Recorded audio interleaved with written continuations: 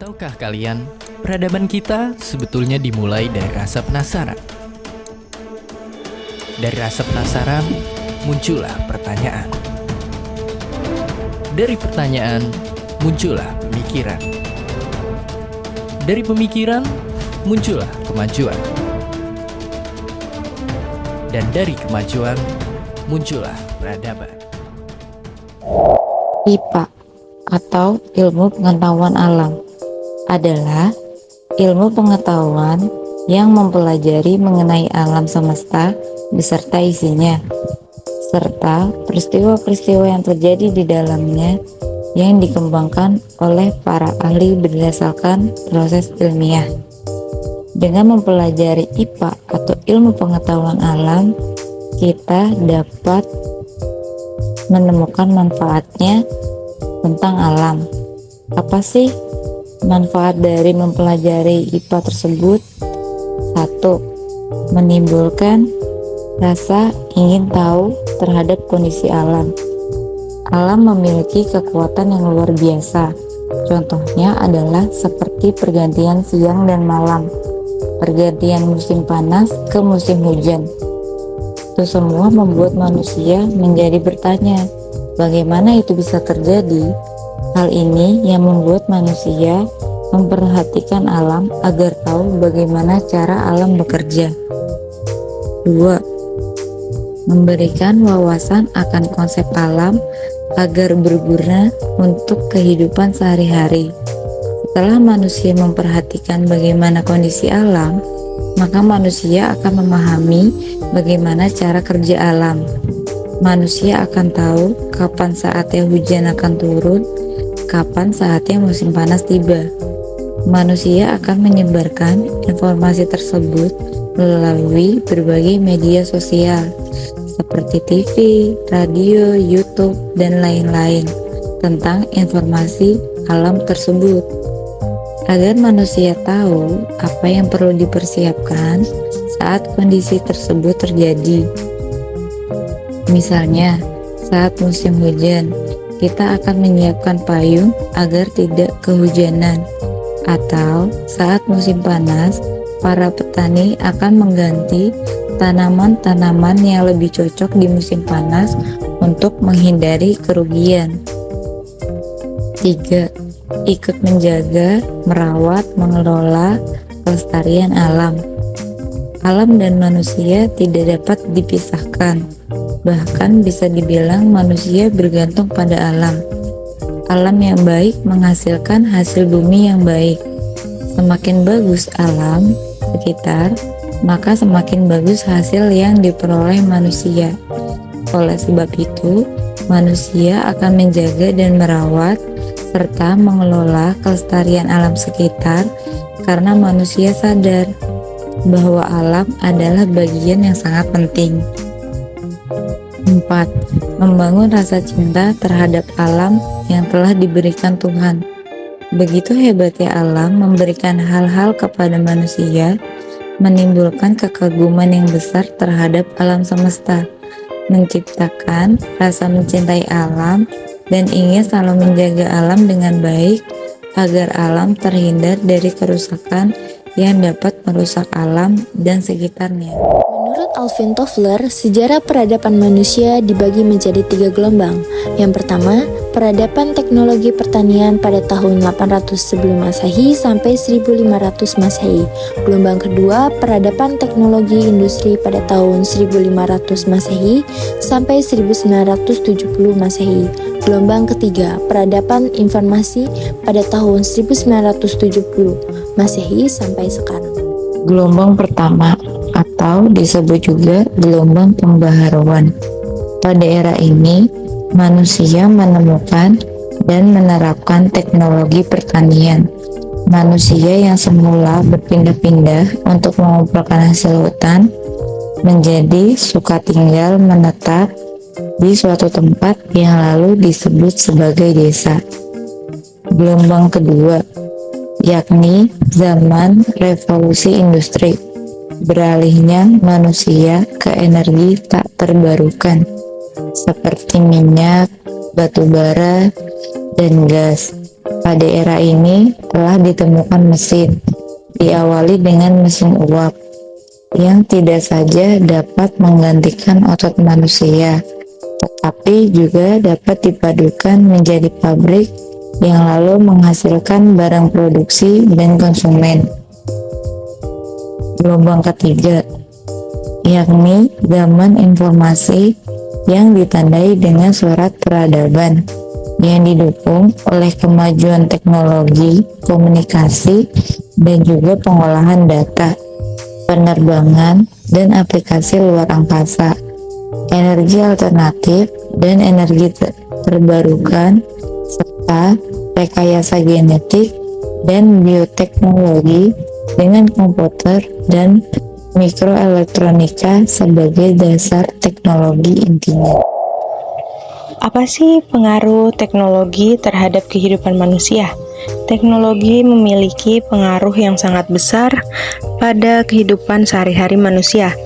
Perkembangan teknologi telah mengubah cara kita untuk berkomunikasi, belajar, bekerja, bermain, dan menjalani kehidupan sehari-hari. Ada beberapa pengaruh teknologi terhadap kehidupan manusia. Yang pertama adalah komunikasi. Komunikasi yang dulunya memerlukan waktu yang lama dalam penyampaiannya, seperti surat atau berkomunikasi jarak jauh seperti telepon rumah. Kini dengan teknologi segalanya menjadi sangat cepat dan tanpa jarak, seperti dengan adanya email, telepon pintar, aplikasi pesan instan, dan sosial media. Kita dapat berkomunikasi dengan siapa saja di seluruh dunia dalam hitungan detik. Yang kedua ada pekerjaan. Teknologi telah mengotomatiskan banyak tugas dan proses dalam lingkungan kerja. Teknologi dapat membantu tenaga kerja untuk lebih efisien dan efektif, seperti mesin dan perangkat lunak canggih, membantu meningkatkan produktivitas dan memungkinkan banyak pekerjaan untuk dilakukan dari jarak jauh.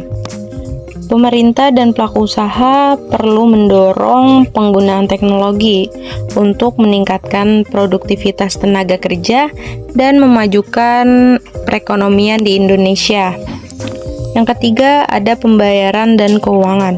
Teknologi juga mempengaruhi cara kita melakukan transaksi keuangan. Semakin berkembangnya teknologi dalam sistem pembayaran, menggeser peranan uang tunai sebagai alat pembayaran dan beralih pada sistem pembayaran non-tunai yang lebih efisien. Kemajuan teknologi mendorong pola hidup masyarakat dalam bertransaksi dan menambah jenis transaksi non-tunai, yaitu e-money atau uang elektronik. Pembayaran digital seperti kartu kredit dan aplikasi pembayaran semakin menggantikan uang tunai, membuat transaksi menjadi lebih cepat dan nyaman.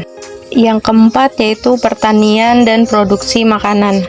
Teknologi telah mengubah cara pertanian dan produksi makanan. Perangkat otomatisasi, sensor, dan teknik pertanian yang canggih memungkinkan hasil yang lebih besar dan efisien. Teknologi pangan memiliki dampak positif yang signifikan terhadap keberlanjutan pertanian. Inovasi di bidang ini telah meningkatkan produktivitas, efisiensi sumber daya, dan perlindungan lingkungan di sektor pertanian. Dengan terus menerapkan teknologi pangan yang berkelanjutan dan memperhatikan aspek sosial, ekonomi, dan lingkungan, kita dapat memastikan bahwa pertanian akan tetap menjadi sumber pangan yang berkelanjutan dan berkontribusi untuk masa depan yang lebih baik. Dengan kemajuan teknologi yang begitu pesat di kehidupan, tanpa disadari membuat seseorang yang jauh merasa dekat, namun yang ada di dekatnya merasa jauh. Hal ini disebabkan karena segala sesuatu sudah dapat dikerjakan dengan cara yang lebih mudah dan modern dengan menggunakan sebuah mesin seperti smartphone. Dahulu, anak-anak mainnya seperti petak umpet, di mana mereka akan berkumpul untuk bermain bersama-sama. Namun sekarang, dengan adanya smartphone, semua permainan sudah terdapat di Play Store, dan jika ingin memainkannya, anak-anak tinggal mendownload saja. Begitu juga dengan sistem komunikasi. Dahulu, untuk menghubungi kerabat jauh, kita harus menulis surat dan mengirimkannya lewat merpati pos. Namun sekarang, melalui aplikasi chatting, kita dapat berkirim pesan dengan cepat meskipun jaraknya jauh sekalipun. Tak hanya itu, kalau dahulu pulang sekolah dengan berjalan kaki bersama teman-teman, kini kita dapat menggunakan aplikasi Grab, di mana kita tinggal pesan Grab dan tunggu saja di sekolah sampai Grab tersebut datang. Untuk berbelanja pun, yang awalnya jika kita ingin membeli sayur harus ke pasar dan melakukan transaksi langsung dengan penjual di sana, sekarang kita dapat berbelanja melalui aplikasi di smartphone seperti Shopee, Lazada, di mana transaksi dapat dilakukan menggunakan m-banking tanpa harus tatap muka langsung dengan penjual. Berbicara tentang transaksi, zaman dahulu, jika ingin memiliki suatu barang, dapat menggunakan sistem barter, yakni sistem saling tukar-menukar barang. Kemudian berkembang dengan menggunakan mata uang seperti saat ini, dan sekarang dengan kecanggihan teknologi dapat membuat kita melakukan transaksi dengan aplikasi seperti OVO, Dana di smartphone kita. Hal di atas merupakan perbandingan yang kita rasakan semenjak teknologi sudah ada, terutama adanya akses internet yang mempermudahkan kita dalam melakukan semua aktivitas. Akan tetapi, gunakanlah teknologi untuk hal-hal yang positif dan tetap menjalin hubungan sosial antar sesama, karena manusia pada hakikatnya merupakan makhluk sosial. Dalam kehidupan kita saat ini, banyak hal yang bisa kita lakukan dengan mudah karena bantuan dari teknologi. Perkembangan teknologi yang sangat pesat bisa kita manfaatkan seperti halnya untuk membantu di dunia pendidikan. Beberapa peranan teknologi di dunia pendidikan. Yang pertama, menggantikan peran manusia, yaitu dengan melakukan kegiatan otomasi suatu tugas atau proses. Kedua, memperkuat peran manusia, yaitu menyajikan informasi, tugas atau proses. Ketiga, melakukan perubahan-perubahan terhadap suatu tugas atau proses. Teknologi yang bisa diterapkan di bidang pendidikan seperti halnya. Yang pertama, berbagi hasil penelitian, contohnya berbagi hasil penelitian melalui akun blog, LIPI, dan Kemendikbud. Kedua, konsultasi dengan pakar melalui internet, contohnya yaitu menanyakan segala hal melalui WhatsApp ataupun email. Ketiga, perpustakaan online. Dan keempat, pembelajaran berbasis komputer, contohnya yaitu penerapan sistem ujian nasional tahun 2016 yang berbasis komputer atau dikenal dengan CBT. Tanpa kita sadari, perkembangan teknologi berperan sangat pesat dalam kehidupan sehari-hari. Mulai dari mencari hiburan, mencari resep masak, semua bisa kita akses dengan teknologi. Tak terkecuali di bidang pendidikan. Peran teknologi di pendidikan sangatlah penting. Mulai dari mencari rumus-rumus cepat, mencari referensi, semua bisa diakses melalui internet. Pemanfaatan teknologi dalam bidang pendidikan diantaranya menambah wawasan. Dengan mudahnya, mencari sumber-sumber pengetahuan membuat kita sebagai para penggiat belajar mendapatkan wawasan dari internet. Meningkatkan kemampuan belajar.